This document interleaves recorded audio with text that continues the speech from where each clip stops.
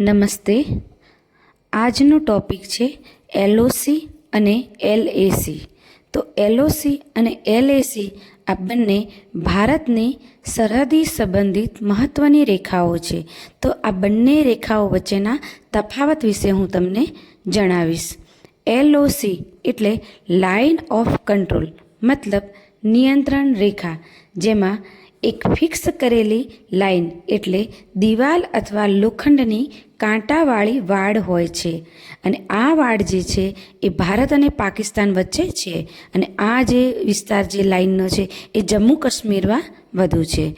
બીજા નંબરમાં છે એલએસી એટલે લાઇન ઓફ એકચ્યુઅલ કંટ્રોલ, મતલબ વાસ્તવિક નિયંત્રણ રેખા, એટલે બંને દેશો વચ્ચે સમજૂતી દ્વારા નક્કી કરેલ સીમા કે વિસ્તાર જ્યાં કોઈ દિવાલ કે કાંટાળી વાડ ન હોય.